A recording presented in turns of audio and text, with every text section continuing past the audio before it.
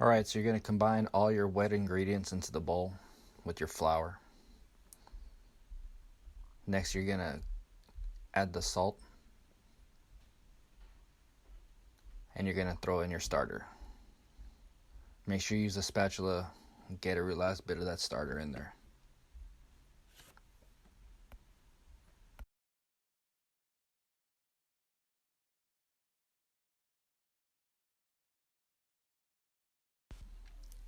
You're going to add your yeast.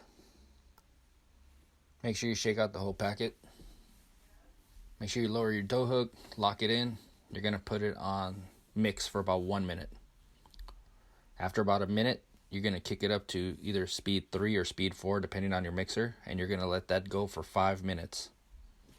It's still going to be a wet dough. It's done, you're going to transfer into a lightly greased bowl, cover, and you're going to let it proof for 2 hours. It's been 2 hours. You can see it's doubled in size.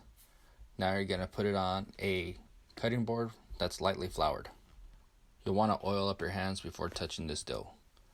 It's a really wet dough, so prevent it from sticking.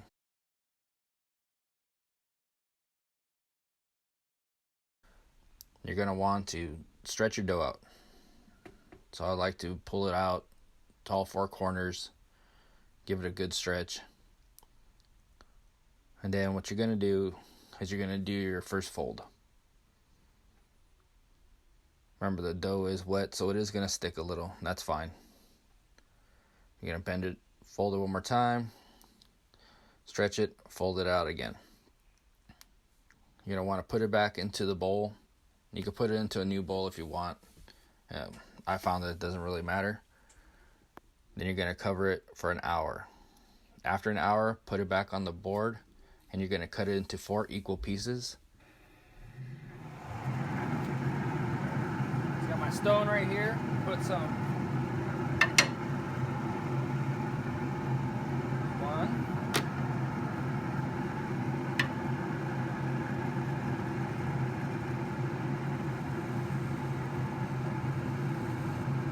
2,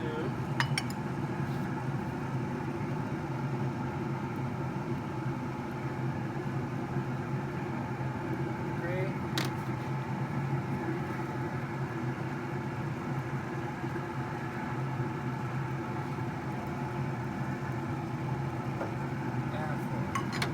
Throw some ice down in here.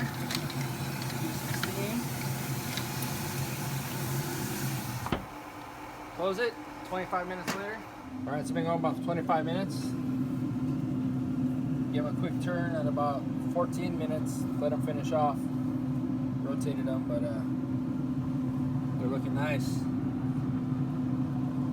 You'll see what I'm making later. Thank you for watching. Please make sure you like and subscribe.